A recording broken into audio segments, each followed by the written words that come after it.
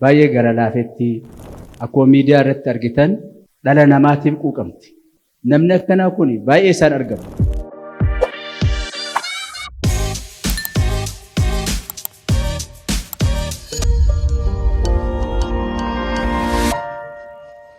Kanattaan Sudhaan immoo bulchaa godina Arsii Lixaa obbo Ahmed Hajji.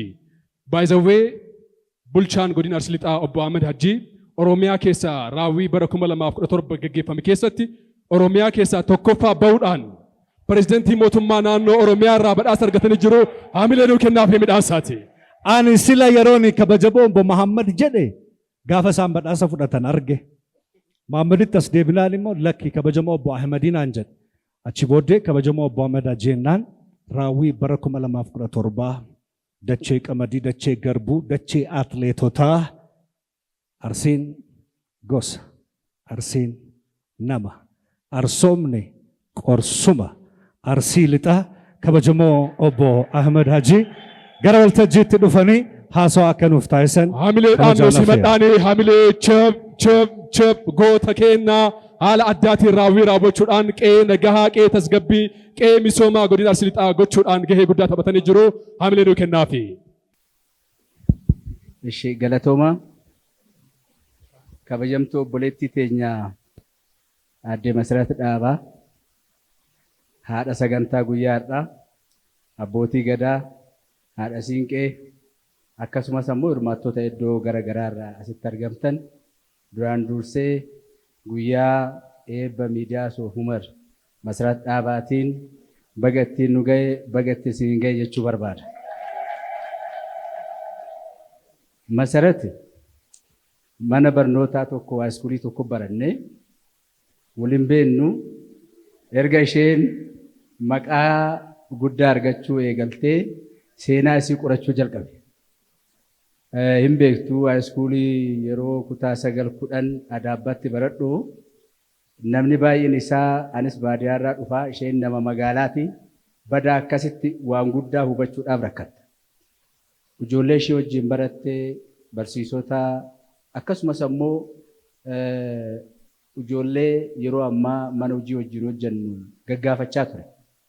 Yeroo sanattis baay'ee nama akkuma jettee carraa qabdii abbaa gaarii irraa baatee abbaa nama barate irraa baatee baay'ee gara laafetti baay'ee waan dubbachuudhaa qabdu akka dubbattu baay'ee barnoota ishee irratti taalenta akka taate baay'ee yeroo sanis dhimma oromummaatiif baay'ee akka quuqamtu Adaabbaa hin beektuu baay'ee isaa aanaa sun aanaa baay'ee guddaadha.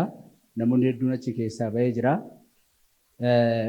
Fakkii namoota kanaa hordofuudhaan nama iddoo guddaa ga'uudhaa danda'u jedhamee abdii irratti gatame keessa guyyaa har'aa kanuma argine waan ta'eef masiidhaan baga gammaddee baga wajjin gammanne jechuu ni barbaada. Masarat baay'ee isaa akkuma miidiyaa irratti argitan dhala namaatiif quuqamti. Sabaaf quuqamti nama rakkate wajjin rakkatti nama rakkate ammoo ifatti baatee gargaaruudhaaf deemti. Namni suni akka namaatitti maan miidhamaaf hedduu isaa quuqamti. Keessattuu saba keenyaaf hirriban qabdu itti dhagamaa miira keessa seentee namoota silaa argachuudhaaf maltu san hunda argattee namni sun akka gargaaramuuf akka nama ta'uuf akka jireenya isaa jiraatuuf carraaqqiin isiin gootu hedduu olaanaadha. Akkuma argitan keessattuu waan saba keenyaa yoo akkasin miira keessa galtee quuqamtu namoonni isiin quuqamtuuf sun yeroo deeggaramanii hamma tokko jireenya rakkoo keessaa san guyyaa muraasaafis hoo ta'e ji'a muraasaafis hoo ta'e waggaa tokkoofis hoo ta'e yeroo dandamatan argina. Namni akkanaa kun baay'ee isaan argamu. Namni uf jaalataa jireenya ofii yaadaa saba ofiitiif baay'ee iddoo hin kennu waan qaburraa ammoo nama rakkate san gumaachuudhaaf hedduu itti rakkata. Ishee waan kanaaf iddoo hin qabdu. Akkuma argitan yeroo siyaasni biyya keenyaas dhibaa'ummaa adda addaa keessa gales laaltee madaaltee waan madaalte saniif ammoo nama ejjennoo qabatee haga dhumaatitti saba kana sabni kun egereen isaa akka bareeduuf akka toluuf waan dubbachuu qabdu waan barreessuu qabdu waan itti dhagame nama dubbatudha. Kun ammoo namoonni akkanaa ammoo nama muraasa.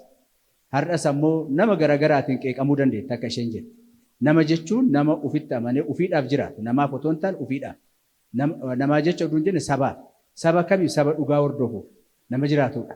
Kanaaf hedduu ishee fakkeenyummaa isiin qabdu kun waan keessa keenya nu dhukkubseef gara tokkoon akkuma isheen jette dhaltuu godina keenyaati. Lammaffaan ammoo ishee shabaab dhaabatte malee qeedhaaf hin dhaabbanne. Ishee yaadaanis bira dhaabbanne deeggarutu nurra jiraataa. Bira dhaabbachuutu nurra jiraataa. Jenneeti guyyaa har'aa akkuma isheen jettu hojii bal'aa odoo qabnu asitti dhufuu kan dandeenyu. Kanaaf miidiyaan amma isheen dhaabde kun har'aaf jalqabbii muraasa ta'uu danda'a. Egeree boruutiif ammoo fagoo ittiin deemuu danda'a. Namni viizinii sirrii ta'e qabu boru miidiyaan ishii miidiyaa gugurdaa akka BBC, CNN ta'uu danda'a. Maalidhaa? Yoo namni waan hojjetu san irratti kutannoo qabaate garaadhaan hojjete waaqni sin gargaaraa namni sin gargaaraa hundaa'uun ammoo namni waan yaadu waan kuroorfatamuu milkaa'u chaanaan. Namni daa'imummaa isaatiin jireenya isaa keessatti waan xaaru san akkana ta'a jedhee yaade san ta'uun isaa nafu. Fakkeenya kana ammoo akka isheen taatu akka miidiyaan ishee kun miidiyaa guddaa saba kanaa miidiyaa guddaa biyya kanaa ta'uu danda'u abdii guddaa irraa qaba. Kanaaf nu jabaadhu sifaana jirra Oromoonni sifaana jira sabni sifaana jira hayyoonni sifaana jira har'a yoo asitti argitan weellistoota hedduu isaa asitti argan yoo baay'een isaanii namoota bubbuleeyyii ta'an kan isheen duratti maqaa dhooftee sissimatan. Kun maalidha waan namummaa isheen qabdeedhaaf hadha dhufe malee dirqameetti miti. Weellistoota jajjaboo asitti argaa jirra. Kun maalidha namummaa isheetiif waan quuqamoodhaaf. Kanaaf amalli kee kun amala baraabaratti bara jireenyaa keetitti sifaana jiraatu akkasiif ta'u hawwaa hedduu galatoomuu hedduu ulfaadhu jechuu barbaada.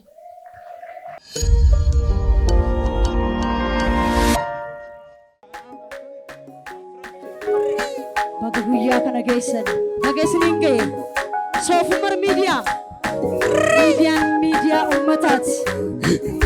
Ilmaan abbaa gadaa hortee hayoomee ta'u baga guyyaa kana geessan. Sanyii kuush ilmaan abbaa gadaa hortee hayoomee ta'u baga guyyaa kana geessan. Miidiyaan ispaanaal koodii uummataati. Miidiyaan ispaanaal koodii sabaati. Baga guyyaa kana geessan.